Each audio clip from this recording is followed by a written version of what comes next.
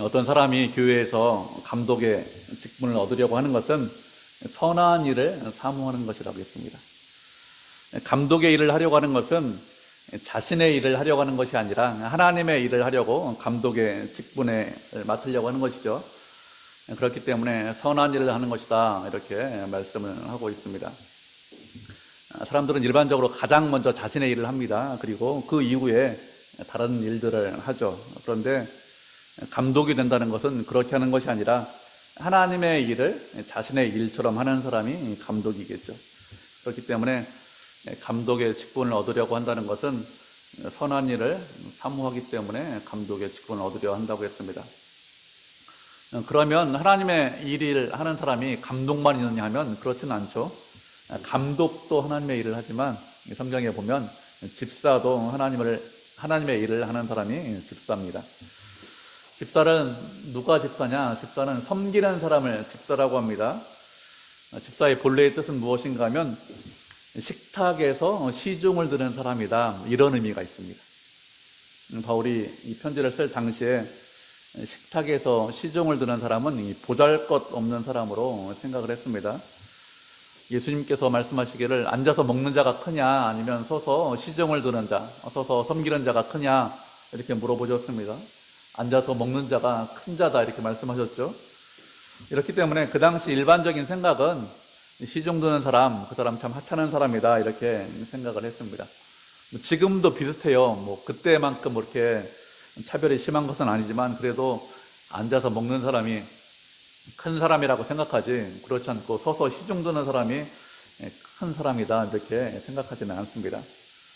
이렇게 하나님의 일을 하는 것에는 여러 가지 직분이 있는데 그 직분 중에서 어려운 일, 힘든 일을 담당하고 있는 사람들이 누구냐? 그 사람들이 집사들입니다. 교회에는 감독과 집사가 있는데 집사와 감독이 어떤 신분적인 차이가 있느냐 하면 신분적인 차이가 있는 것은 아닙니다. 세상적인 관점으로 보면 어떤 차이가 있을 수 있다, 이렇게 생각할 수 있습니다. 그렇지만 교회는 그렇지 않죠. 감독이 더 높고 집사는 감독보다 낮은 그런 지위와 신분을 가지고 있다, 이렇게 생각할 수 있는데 그렇지 않습니다. 어떤 직분은 계급이나 신분의 차이가 아니죠.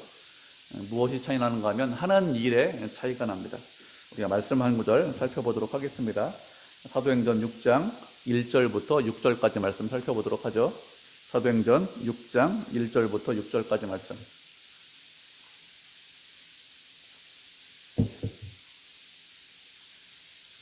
신약성경 195페이지네요. 제 성경으로. 사도행전 6장 1절부터 6절까지 말씀입니다. 6절이니까 우리 한 절씩 교독하도록 하겠습니다. 1절 먼저 읽죠. 그때 제자가 더 많아졌는데 헬라파 유대인들이 자기의 과부들이 매일의 구제에 빠짐으로 히브리파 사람을 원망하니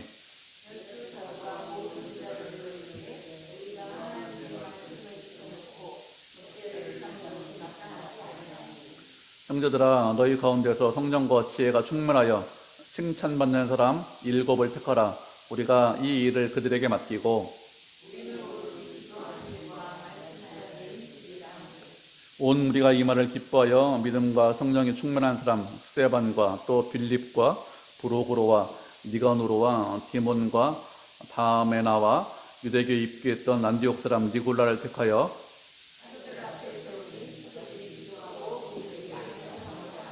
아멘. 그때 제자가 더 많아졌다, 이렇게 말씀을 하고 있죠. 그때가 언젠가 하면 오순절 성령이 강림한 이후에 베드로가 성전에서 설교했는데 그렇게 성령 강림 이후에 베드로가 설교하자 한꺼번에 3,000명이 회개를 했습니다. 그리고 또 설교하니까 그 성도의 수가 5,000명으로 늘어났다고 했습니다. 이렇게 예루살렘에서 예수 그리스도를 믿는 성도의 수가 점점 늘어나게 되었죠. 이렇게 예수님을 믿는 성도의 수가 점점 늘어나게 되었는데 그때 예루살렘 교회에 한 가지 문제가 생겼습니다. 문제가 무엇인가 하면 헬라파 유대인들의 과부가 구제에서 제외되는 그런 일이 일어났습니다. 유대인들은 두 부류가 있어요. 헬라파 유대인이 있고 히브리파 유대인들이 있습니다. 히브리파 유대인들은 유대 땅에 가나안 땅 중심으로 살던 사람들이 히브리파 유대인들이고 헬라파 유대인들은 가나안 땅에 살던 사람들이 아니라 가나안 땅을 벗어나서 다른 지역에서 살던 사람들이 이렇게 예루살렘 지역에 와서 돌아와서 사는 사람들이 헬라파 유대인들입니다. 헬라파 유대인들이 생긴 이유가 무엇인가 하면 이스라엘이 망했어요. 그래서 포로로 끌려가거나 망하니까 주변 지역에 흩어져 가지고 도망가서 살고 있다가 다시 이제 시간이 지나서 예루살렘으로 돌아온 사람들이죠. 이 사람들은 헬라 지역에서, 이방 지역에서 오래 살았기 때문에 말도 헬라 말을 합니다. 히브리 말은 잘 못하고요. 그리고 문화도 헬라 문화에 익숙한 이런 사람들이 헬라파 유대인들입니다. 그런데 이런 헬라파 유대인들의 과부들이 구제하는 일이 있는데, 그 구제한 일에 대해서 제외되는, 교회에서 구제를 했는데 빠지는 그런 일이 일어났습니다. 그러자 어떻게 했냐면 헬라파 유대인들이 원망한 거예요. 히브리파 유대인들을 원망을 했습니다. 헬라파 유대인들의 과부가 구제에서 제외되었다 이렇게 말씀하고 있는데, 제외된 이유에 대해서는 정확하게 말씀을 하고 있지 않습니다. 그래서 명확한 이유는 알지 못해요. 왜 빠졌는지, 왜 구제를 안 했는지 알지 못하지만 학자들이 추정하는 것은 아마 공공부조 형태를 띄었을 것이다 이렇게 생각합니다. 공공부조라는 게 무엇인가 하면, 젊었을 때 내가 힘이 있고 돈을 벌 수 있었을 때 나이가 많은 그런 히브리파 과부들을 이렇게 구제하는 일을 도와주고, 그리고 자신이 이제 나이가 들었죠. 이제 남편이 죽고 이렇게 하면은 자신이 나이가 들었기 때문에 젊은 사람들에게 도움을 받는 그런 형태를 띄었을 것이다 이렇게 생각을 합니다. 히브리파 사람들은 몇십 년 동안 이렇게 도와주었죠. 그리고 이제 나이가 들어서 도움을 받는데, 그런데 헬라파 유대인들은 딴 지역에서, 이방 지역에서 살다가 이렇게 예루살렘에 가까이 왔기 때문에 도움을 젊을 때 주지 않은 거예요. 그렇기 때문에 나중에 도움을 받지 못하는, 그래서 구제에서 제외되는 그런 일이 있었을 것이다 이렇게 보통 추정을 합니다. 그런데 잘 생각해 보면 구제라는 것은 어려운 사람을 돕는 게 구제죠.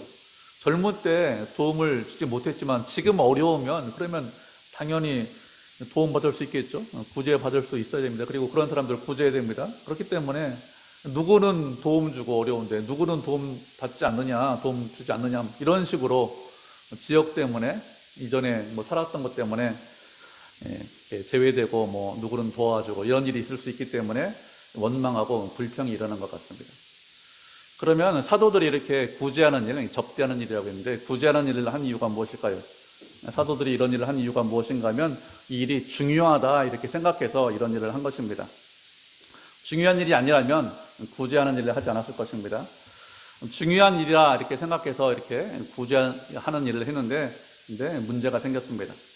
성도들이 서로 사랑하고 하나가 되고 합해져야 되는데 그것이 아니라 나뉘고 원망하고 불평하는 그런 일이 생겼죠. 그러자 해결한 방법이 무엇인가 하면 형제들 가운데서 이 일을 할 사람을 선택하라 이렇게 말씀하고 있습니다. 그리고 사도들은 기도하고 말씀 전하는 일에 전념하겠다고 했습니다. 어려운 사람들 돌보는 것, 헌금 관리하는 것, 이런 것들 상당히 중요한데 그건 선택받은 집사님들이 하고, 그리고 나머지 말씀 전하고 기도하는 것은 사도들이 하겠다 이렇게 한 것이죠. 그래서 사람들을 선택하라고 했는데 누구를 선택하라고 했는가 하면 성령과 지혜가 충만해서 사람들에게 칭찬받는 사람을 선택을 하라 이렇게 말씀을 하고 있습니다. 이렇게 해서 선택받은 사람들 중에서 우리가 잘 알고 있는 스데반 집사, 첫 번째 순교한 집사죠. 그리고 빌립 집사, 이런 사람들이 있습니다. 초대교회에 어떻게 집사 직분이 생겼는지, 그리고 집사님들이 무슨 일을 해야 되는지 이런 것들에 대해서 잘 설명을 하고 있습니다.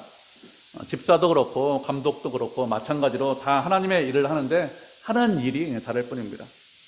집사와 감독은 계급이 아닙니다. 잘못 생각하면 집사는 감독이 되기 전에, 장로가 되기 전에 거쳐가는 중간 단계야, 이렇게 생각할 수 있는데 잘못된 생각입니다. 하나님께서 각자에게, 우리에게 맡겨주신 일이 다를 뿐입니다. 그래서 집사를 세울 때도 어떻게 세워야 되는지 이 본문에서 말씀을 하고 있습니다. 8절을 보면 집사들도 이와 같이 정중하며 이렇게 말씀을 하고 있습니다. 정중하다라는 것은 존경받을 만하다, 품위가 있다, 신뢰할 만하다, 이런 뜻이 있습니다. 정중하다라는 것은 경솔하지 않고 감정에 휘둘리지 않은 것, 그것이 정중한 것입니다. 집사가 하는 일이 무엇이냐? 구제의 일을 주로 합니다. 헌금 관리하는 일, 재정 맡은 일을 주로 합니다. 그래서 구제하는 것도 사람들과 연관이 되어 있죠.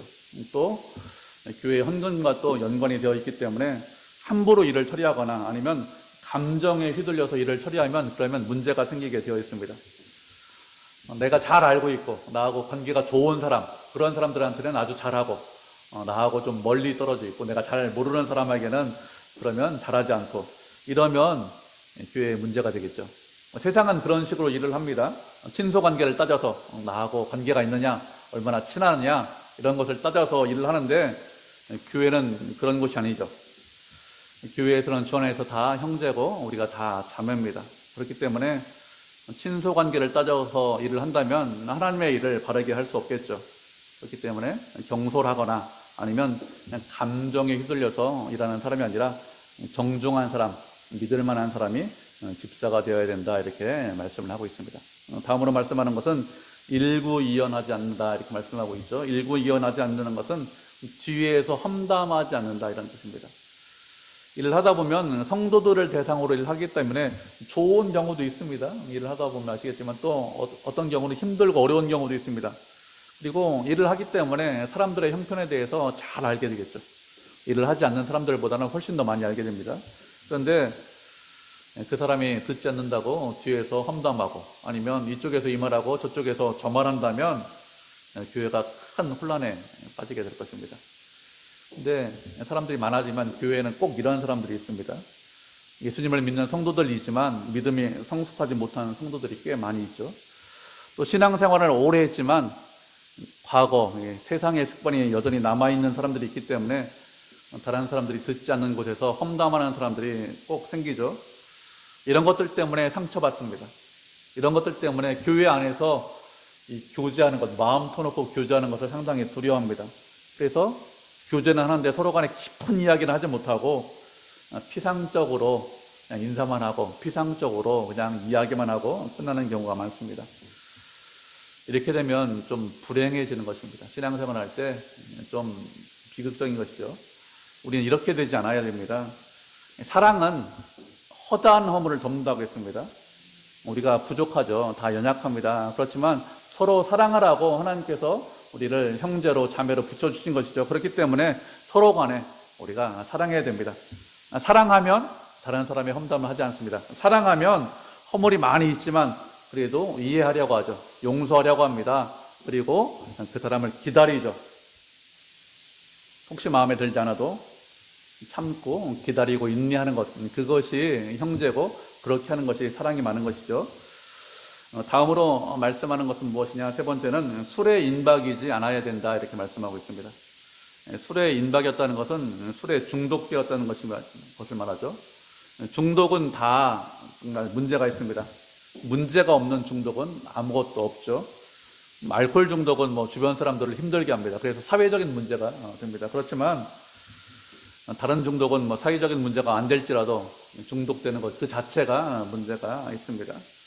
알코올 중독이나 마약 중독은 문제가 있죠. 그렇지만 우리는 어떤 중독이든지 빠지지 않아야 됩니다.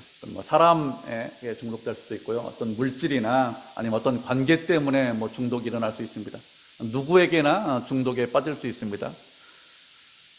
요즘은 뭐에 많이 빠지느냐? 유튜브에 많이 빠져요. 저도 유튜브 많이 보는데 유튜브에 너무 많이 빠지지 않으셔야 됩니다. 하나님께서 우리에게 원하시는 것은 무엇이냐? 균형 잡힌 신앙을 갖기를 원하십니다. 한쪽에 치우쳐 있으면 그 믿음이 무너집니다. 치우친 신앙이 아니라 균형 잡힌 신앙을 가지고 있어야 그래야 우리가 중독되지 않습니다. 우리가 중독되지 않으려면 지난주에도 말씀드렸죠. 마음 중심에 말씀을 모시고 있어야 그래야 치우치지 않고 중독되지 않는다고 했습니다. 그렇기 때문에 언제나 우리가 우리 마음 중심에 말씀을 모시고 살아야 됩니다. 그래야 중독되지 않죠. 다음으로 네 번째로 말씀하는 것은 더러운 일을 탐하지 않아야 한다고 했습니다. 집사에게 이런 말씀을 하시는 이유가 무엇인가 하면 집사는 헌금과 관련이 있고 구제활동과 관련이 있기 때문에 이런 말씀을 하시는 것이죠. 교회도 사람들이 모이는 곳입니다. 그렇기 때문에 사람들이 모이면 경제활동이 일어나요. 사회처럼 대규모로 경제활동이 일어나는 것은 아니지만 적게 모이면 적은 만큼 또 많이 모이면 많이 모인 만큼 그래도 세상보다는 적지만 경제활동이 일어나게 되어 있습니다. 근데 많은 사람들이 모이다 보면 자신의 이익을 위해서 교회에 출석하는 사람이 있습니다. 자신의 이익을 위해서 봉사하는 사람들이 꼭 생기게 되어 있습니다. 이런 사람들은 왜 생기느냐? 믿음이 어린 경우가 있습니다. 또 어떤 경우는 믿음이 있기는 해요. 그렇지만 그 믿음이 시간이 지나면서 변해서 이런 경우가 생깁니다.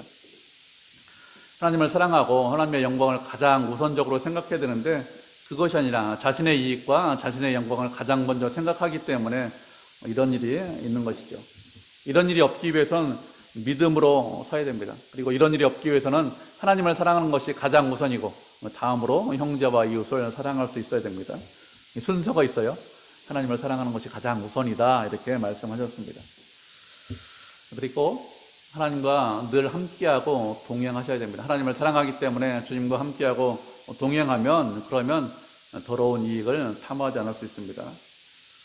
우리는 이 말씀을 보면서 우리 자신을 돌아보셔야 됩니다. 정말로 하나님을 내가 사랑하고 있는지, 정말로 내가 형제를 사랑하고 있는지, 아니면 내 자신의 이익을 위해서 이렇게 하고 있는 것은 아닌지 자기 자신을 돌아봐야 됩니다. 다른 사람은 잘 몰라요. 그런데 자기 자신은 압니다. 그리고 시간이 지나면 주변에 있는 사람들도 알아요. 저 사람이 하나님의 영광을 위해서 일을 하고 있는지 아니면 자기 자신의 이익을 위해서 일을 하고 있는지 모르는 것 같지만 다 압니다. 알고 있지만 그렇지만 기다리고 있는 것이죠. 사람들이 기다리는 것은 믿음은 그냥 있는 것이 아니기 때문에 그렇습니다. 시간이 지나면서 믿음이 변하고 믿음이 성숙하고 자라야 되기 때문에 그래서 기다리고 있는 것입니다. 집사에게 더러운 일을 위해서 일을 하지 말라 이렇게 말씀하는 것은 믿음이 그만큼 성장하고 성숙한 사람이 집사의 일을 해야 되기 때문에 이렇게 말씀을 하고 있는 것이죠. 그런데 잘 생각해 보시면 우리의 믿음은 그냥 성숙하지 않습니다. 이런 일들을 거치지 않고 그냥 순수하게 저는 주님을 사랑합니다, 형제를 사랑합니다 이렇게 되지 않아요. 그렇게 된다고 생각하시면 그건 잘못된 생각입니다. 처음에는 누구나 다 비슷합니다. 자신의 이익을 바라보고 자신을 위해서 일하는 경우가 상당히 많습니다. 이런 것들이 없이 저는 그냥 예수님만 사랑합니다 그렇게 생각한다면 자신의 믿음에 대해서 오해하고 있는 것입니다. 누구나 다, 목사인 저도 마찬가지예요. 누구나 다 이런 일을 거쳐야 합니다. 그런데 누구나 다 거치는데 거치는 시간을 짧게 가지셔야 돼요. 그리고 또 믿음으로 그것들을 이겨내셔야 됩니다. 시간이 지나면서 주님을 사랑하는 마음들이 점점 더 커지셔야 됩니다.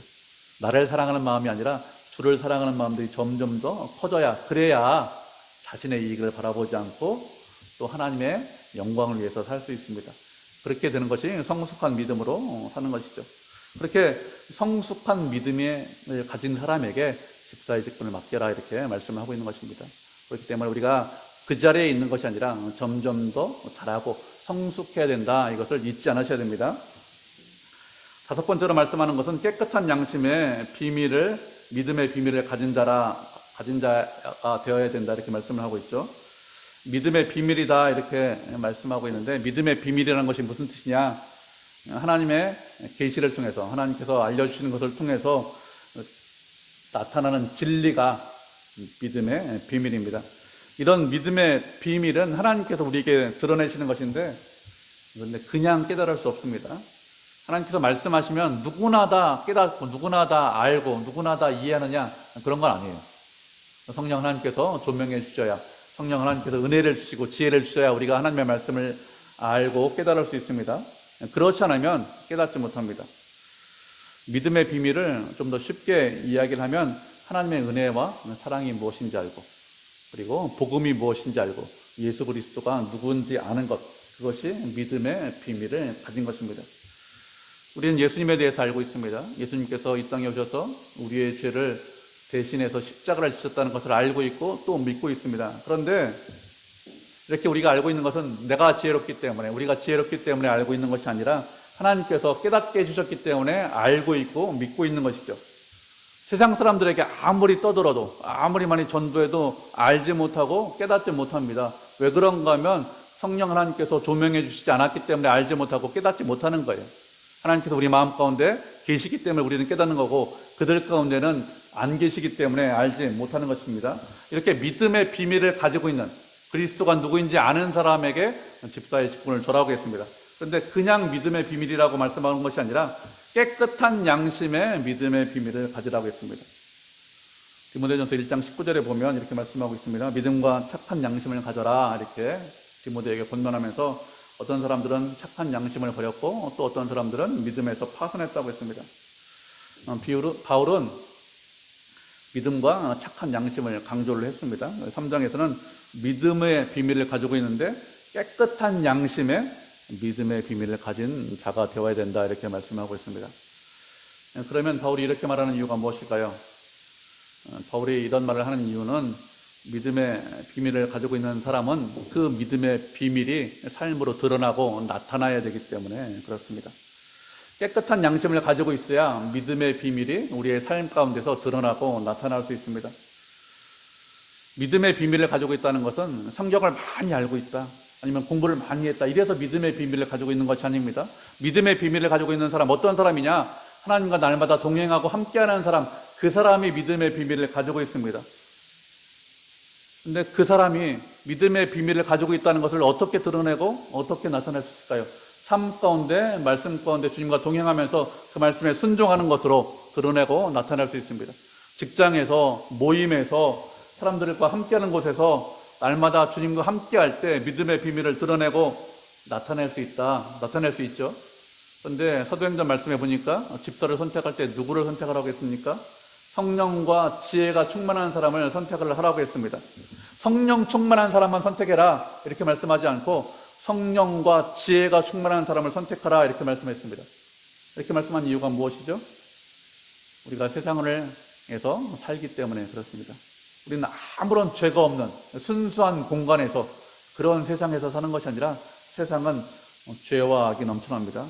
그런 가운데 우리가 살아야 되기 때문에 우리가 그런 가운데 믿음으로 살 때 그런 사람들의 가운데서 믿음을 보이게 하기 위해서는 깨끗한 양심을 가지고 있어야, 그래야 믿음을 보일 수 있습니다.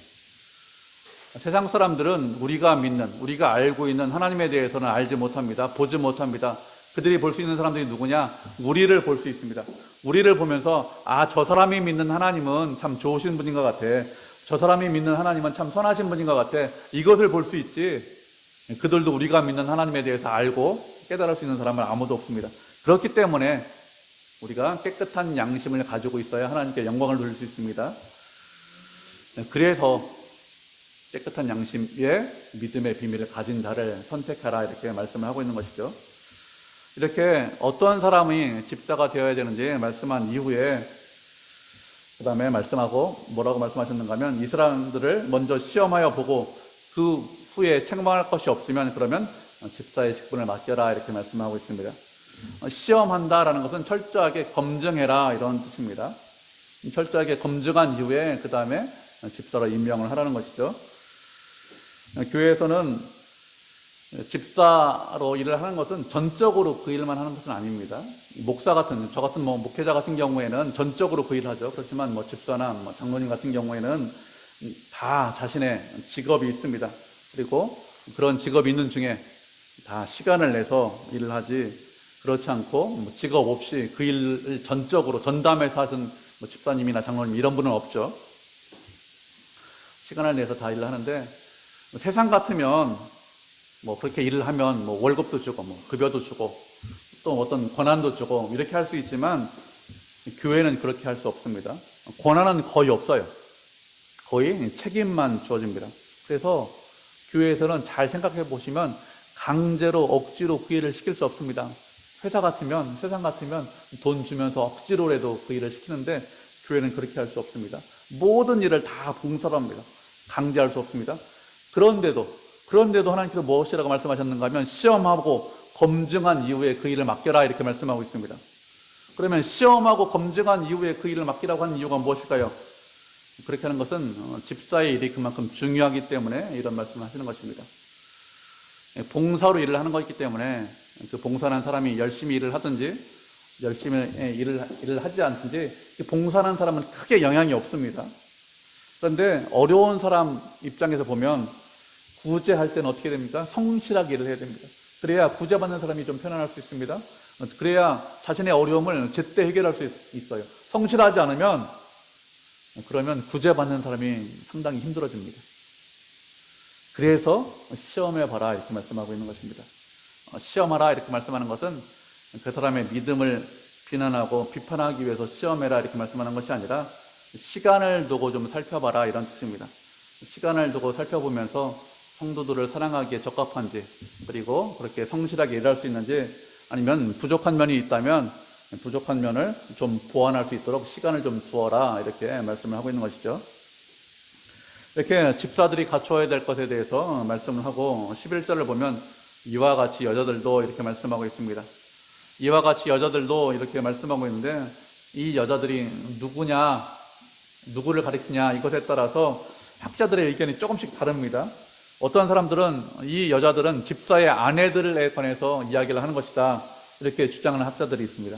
또 어떤 사람들은 집사의 아내들에 대해서 이야기하는 것이 아니라 여자 집사나 아니면 집사가 아니지만 교회에서 중요한 일을 하는 그런 여자들에 관해서 이야기를 하는 것이다 이렇게 말하는, 그렇게 주장하는 학자들이 있습니다. 두 가지 부류가 있는데, 제 생각은 여자 집사들이나 아니면 교회에서 중요한 일을 하는 여자들에 관해서 이야기를 하는 것 같습니다.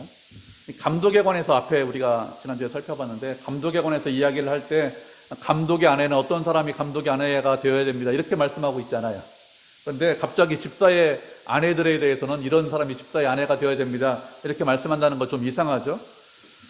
감독이나 집사에 관해서 이야기할 때는 보통 여기 디모데 전서에서 말하는 것은 남자 집사, 남자 감독에 관해서 이야기를 하는 것입니다. 그런데 여자들도 이와 같이 이야기하는 것은, 그 당시 집사와 감독은 여자가 되지 못했지만, 그렇지만 여자들도 교회에서 아주 중요한 일들을 많이 하기 때문에 그런 위치에 있는 그런 여자들에 관해서 이야기를 하는 것으로 우리가 생각할 수 있습니다.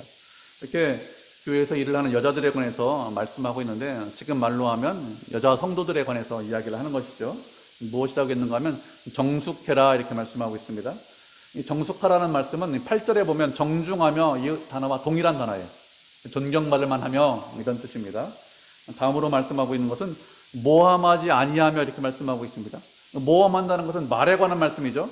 남자 집사에 관해서 이야기할 때도 일구이연하지 아니하며 이렇게 말씀하고 있고, 여자 집사에 관해서 말씀을 할 때도 모함하지 아니하며 이렇게 말씀하고 있습니다. 왜 이렇게 말에 관해서 여러 번 이야기할까요? 말에 관해서 여러 번 이야기하는 것은 말이 그만큼 중요하기 때문에 그렇습니다. 우리가 말씀한 거 잘 찾아보도록 하겠습니다.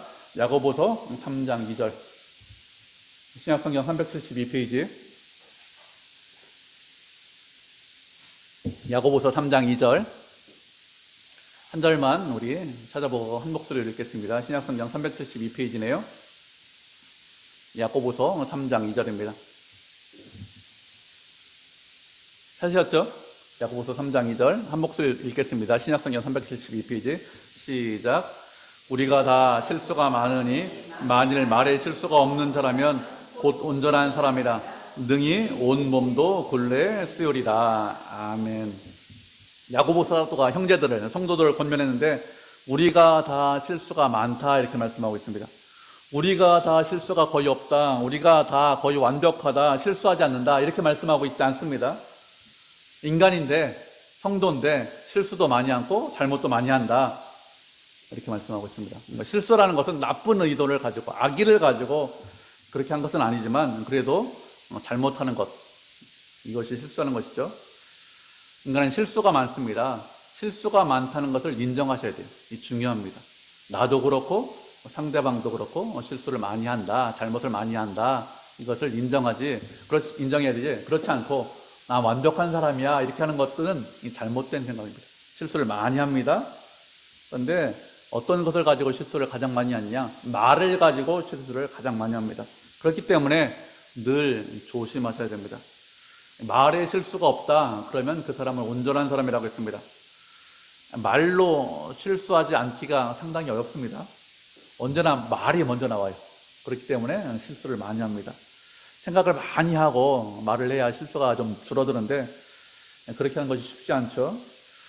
우리가 말로 힘을 주기도 하고 또 어떤 말은 들으면 힘들고 어렵게 하기도 합니다. 그렇기 때문에 늘 말하는 것에 대해서 조심하고 주의하셔야 됩니다.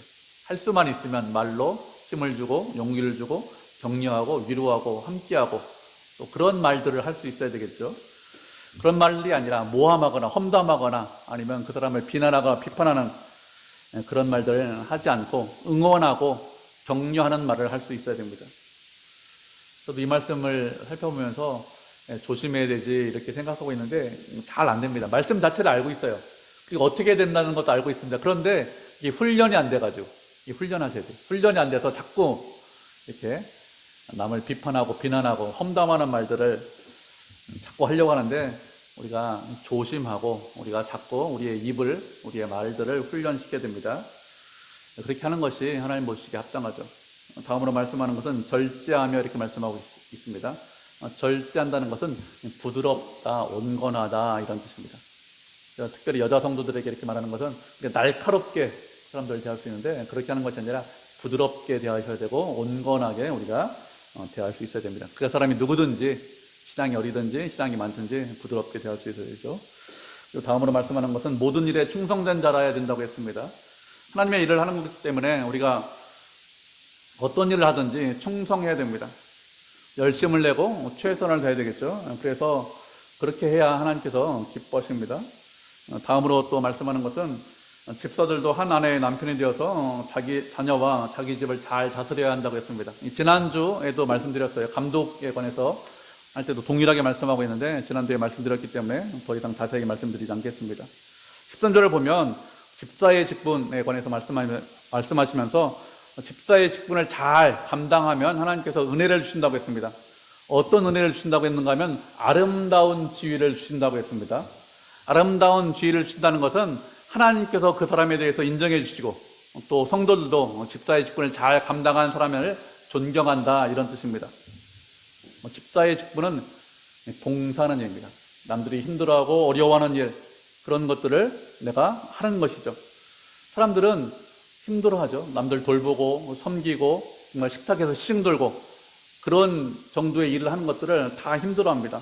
어떤 것들을 좋아하느냐? 박수받고 인정받고 칭찬받는 것을 좋아하지 그렇지 않고 섬기는 것은 싫어합니다.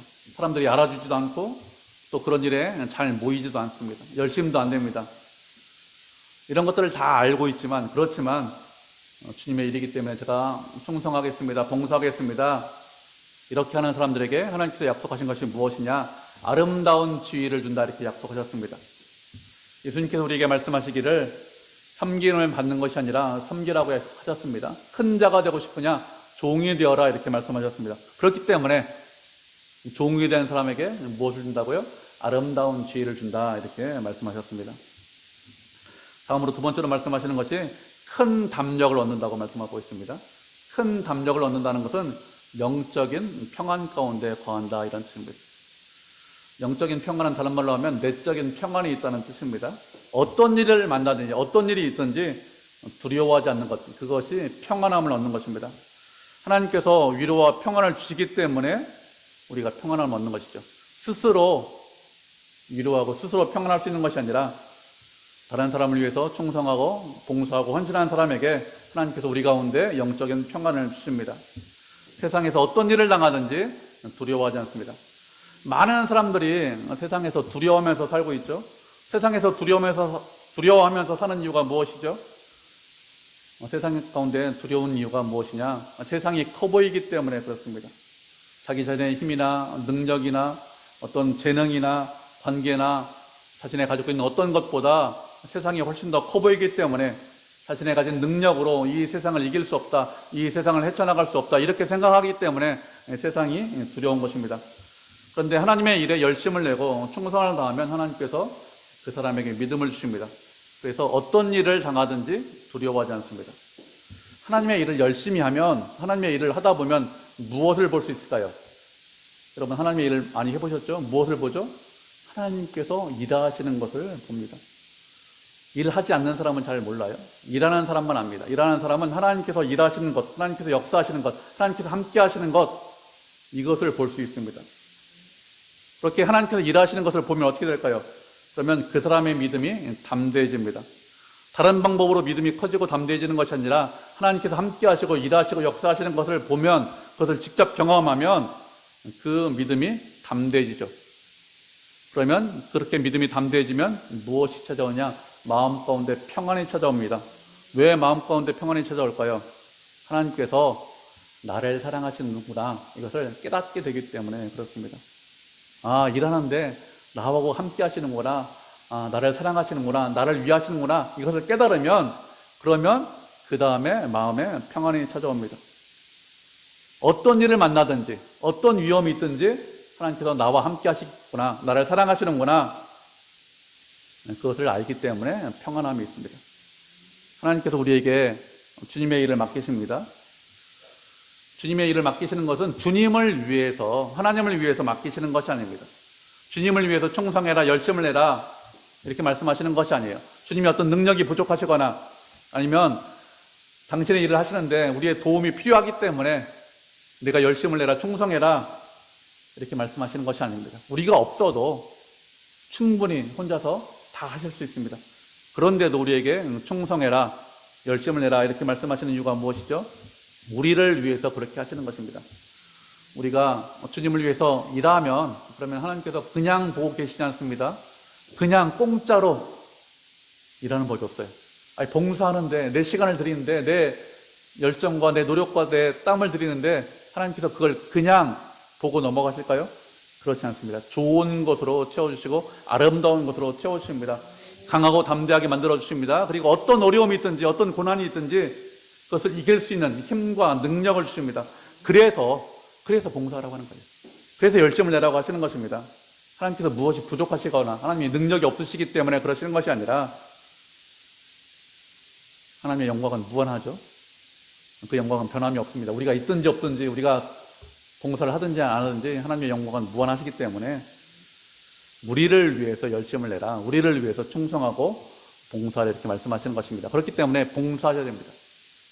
조금씩 더 봉사하시고 우리가 시간이 지나면서 믿음이 점점 더 커져야 됩니다. 그것이 하나님께서 우리에게 원하시는 거예요. 집사님들에게 하는 말씀입니다. 이렇게 들으면 안 된다고 했죠. 나에게 하는 말씀입니다. 우리의 믿음이 점점 커져야 됩니다. 그러면 우리가 두려움 가운데 사는 것이 아니라 평안함 가운데 살 수 있습니다. 하나님께서 담대함을 허락하십니다. 그 담대함을 허락하신 걸 믿고 하나님께 영광을 돌리고 하나님께서 주시는 평안과 또 기쁨과 담대함과 아름다운 지혜를 누리는 그런 성도, 그런 교회가 되기를 주님의 이름으로 축복을 드립니다.